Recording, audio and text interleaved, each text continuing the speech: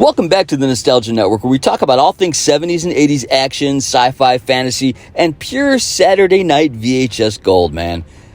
Alright, picture this. It's 1985, you got a sleeve of Chips Ahoy, your best friend just showed up with their sleeping bag. We're taking a chronological ride through 6 of the most spell-casting creature featuring barbarian flexing films that'll make you question why modern CGI just can't capture that same magic of a guy in a rubber suit fighting claymation monsters. Come on, man. Let's press play. A helmet, a shield, a sword. Find and fulfill your destiny. Oh man, if Quest for Fire was prehistoric grit, 1981's Clash of the Titans was pure mythological spectacle, filtered through Ray Harryhausen's legendary stop-motion magic. The VHS box alone, with that massive kraken emerging from the ocean, practically screamed, "Rent me!" This retelling of the Perseus myth had everything your 10-year-old brain craved. Harry Hamlin with feathered hair and a battle robe fighting Medusa, Laurence Olivier slumming it as Zeus, a mechanical owl named Bubo who was basically Greek mythology's R2-D2, and every kid's fantasy. And monsters that moved with that distinctive Harryhausen jitter that somehow made them more memorable than any smooth CGI creature today. The plot's pure heroic quest stuff. Perseus must save Princess Andromeda from being sacrificed to the Kraken while dealing with vengeful gods, scorpions the size of elephants, and a two-headed dog that definitely haunted your nightmares. Harry Hamlin and Ursula Andress began a relationship during production. Their son, Dimitri Hamlin, was born in 1980, and Ursula only had one line in the entire movie, even though she had top billing. What made this MGM production special was knowing it was Harryhausen's swan song, his final film after decades of bringing mythological creatures to life one painstaking frame at a time, and you could feel the love poured into every jerky movement of those creatures. Sure, the acting ranged from Shakespearean to I'm just here for the paycheck. Who cared when Medusa's temple sequence delivered real-life chills down your spine with that slithering, hissing snake woman design? Oh, God. Ray Harryhausen was always a bit disappointed with the visual quality of the scene where Perseus fights Calibus and the scorpions, as he felt the grain of the real-life footage was inferior to the film stock he used for the miniature stop-motion work, making the blending of the footage looking mismatched. The film underperformed initially, but became a video store staple. That VHS getting rented so many times, the tracking lines became part of the viewing experience. Clash of the Titans represented the end of an era for sure. Practical effects, wizardry giving way to the digital revolution, making it feel like catching that last unicorn before they all disappeared into pixels and effing polygons. In a place outside time lies a mystical realm of sound and vision, a wondrous civilization. Hey man, let's talk about the Jim Henson film puppet insanity that traumatized an entire generation of kids who expected Kermit and got depressing life lessons instead. The Dark Crystal from 1982 arrived in theaters with parents thinking, oh, it's the Muppet guy, right? This will be fine for little Timmy. Then spent 93 minutes watching their children's innocence die as withered vulture wizards drained the life essence from adorable creatures while our Gelfling heroes Jen and Kira stumbled through a dying world that looked like Hieronymus Bosch designed a fantasy realm. The plot's classic Chosen One prophecy stuff, and the crystal that maintains cosmic balance is shattered. Only a Gelfling can heal it. Evil Skeksis want to maintain their power by preventing this, but the execution was unlike anything before or since, honestly. Henson and co-director Frank Oz created the first feature film with no human actors whatsoever, just puppets, and they committed fully to making it weird and dark and utterly alien. Every creature moved with this uncanny, not quite right energy that bypassed your conscious brain and lodged directly into your amygdala.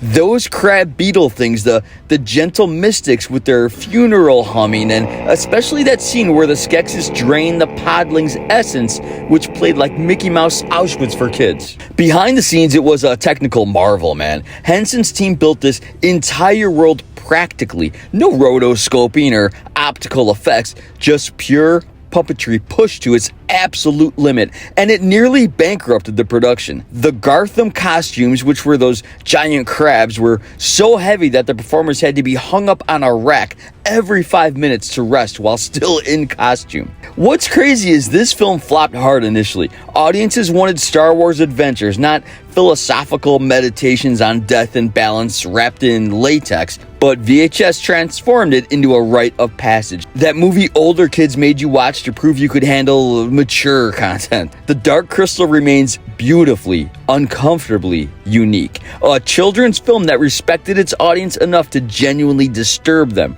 reminding us that the best fantasy doesn't comfort, it transforms. I recall vividly making a land strider from paper mache, balloons, and straws as a kid. And man, we made everything out of paper mache. Good Lord, take me back.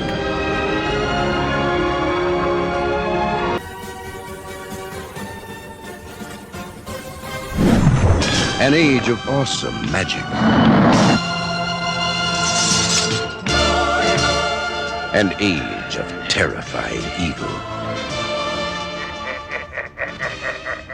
You know, after the Dark Crystal's art house puppet philosophy, let's nosedive straight into the sleazy, sweaty, gloriously trashy sword and sorcery exploitation that was 1983's Deathstalker. The movie your cool older cousin definitely shouldn't have let you watch at his house when his parents weren't home. Following Conan the Barbarian's massive success, Roger Corman's production company Argentina Sono Film cranked out this Argentinian-made fantasy that understood its assignment, which was this: maximum sword swinging, maximum skin, minimum coherent plot, and a hero named Deathstalker who somehow makes Conan look like a thoughtful feminist. It was Corman's last film for New World Pictures, and man, we loved it.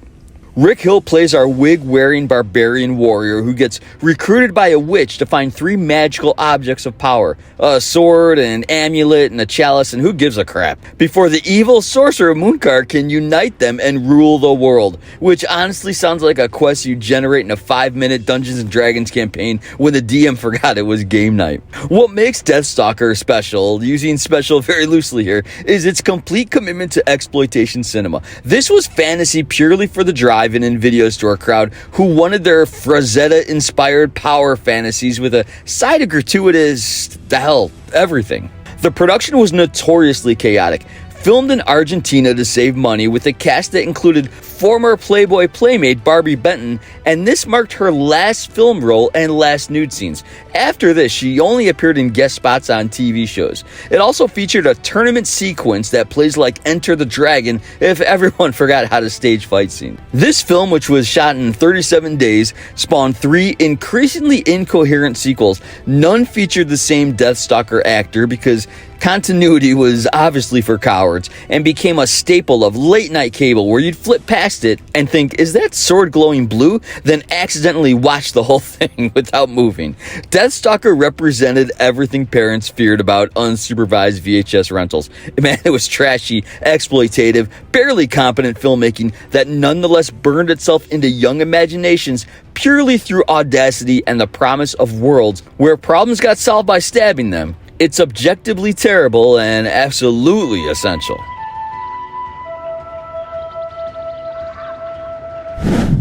Matthew Broderick, a pickpocket who thought that anything was better than prison.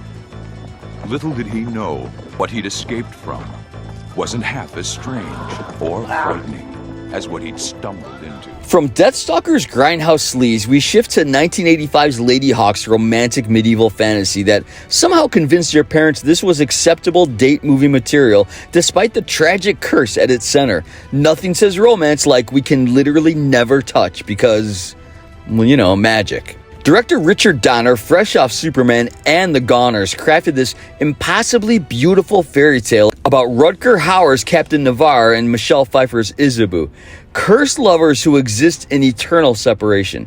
Man, she's a hawk by day, he's a wolf by night, forever together but never human at the same time, all because a jealous bishop couldn't handle rejection like a normal evil cleric should. Matthew Broderick plays Mouse, a thief who escapes the dungeons of Aquila and gets reluctantly recruited into helping break the curse, providing comic relief that either charmed you or made you wish Navarre would feed him to his wolf self. What elevated Ladyhawke above a standard fantasy flick was its commitment to romance and tragedy.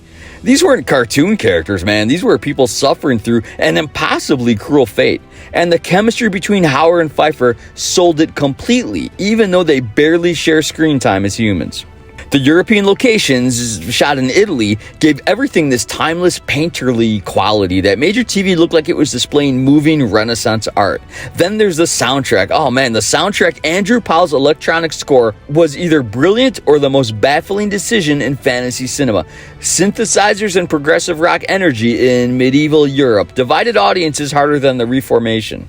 After getting the role of Captain Etienne Navarre when Kurt Russell dropped out, Rutger Hauer surprised producer and director Richard Donner by driving from the Netherlands to this movie's Italian location in a semi-trailer and cab that Hauer had converted into a mobile home. The film underperformed theatrically, but found its true audience on VHS and cable, becoming required viewing for anyone who wanted fantasy with actual emotional stakes and that killer hawk transformation effect that still holds up.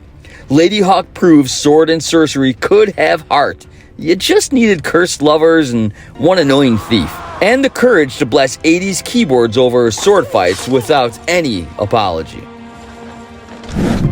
It was a different time. It was a time of destiny. A time when a child could tip the balance between good and evil. Gang, let's talk about Willow, man. This is 1988, George Lucas's attempt to recapture Star Wars fantasy magic by basically remaking Star Wars with swords and sorcery. And you know what? It absolutely worked for every kid who wore out this tape. Warwick Davis, who was 17 at the time, plays Willow, a humble farmer slash aspiring sorcerer from a race of little people who finds a baby prophesized to end the reign of evil Queen Bavmorda, then gets reluctantly partnered with Val Kilmer's roguish swordsman Mad Mardigan in a quest that's definitely not Luke and Han delivering the Death Star plans, saving a baby. Warwick also stated on set that Kilmer ad-libbed most of his lines throughout the production. Ron Howard directed this Lucasfilm production with the full industrial light and magic arsenal behind him, meaning the effects were legitimately spectacular. The morphing transformation sequences used cutting-edge technology that made every other fantasy film look like community theater, and that final battle with Bavmorda literally dissolving between forms haunted your dreams forever. The supporting cast brought serious talent. Joanne Whaley as warrior Sorsha, who met Kilmer on set, married, and later divorced. Patricia Hayes stealing scenes as the brownie commanding High Alduin, and Val Kilmer at peak charisma, doing his best Han Solo impression while wearing a dress. It's a long story involving infidelity that sailed way over our young heads. Behind the scenes, Lucas poured $35 million into creating a fully realized fantasy world with practical sets, real locations in Wales and New Zealand, and that commitment showed. Man, Willow felt lived in and real despite the magic. The film had a troubled production though, with script issues and budget overruns, and critics dismissed it as derivative Lucas formula, but man, VHS audiences didn't care about originality or any of that. They wanted adventure, humor, magic, and a hero who proved size didn't determine destiny. Short kings unite. Willow became the fantasy gateway drug for kids too young for Conan, but ready to graduate past Labyrinth. That perfect middle ground between childish wonder and adolescent edge. It represented the last gasp of 80s high fantasy filmmaking before the genre went dormant until Peter Jackson woke it up over a decade later, making it feel like the end credits rolling on our fantasy VHS golden age. Can you find a better set of films that occupied precious real estate in our VHS collections or late night cable binges?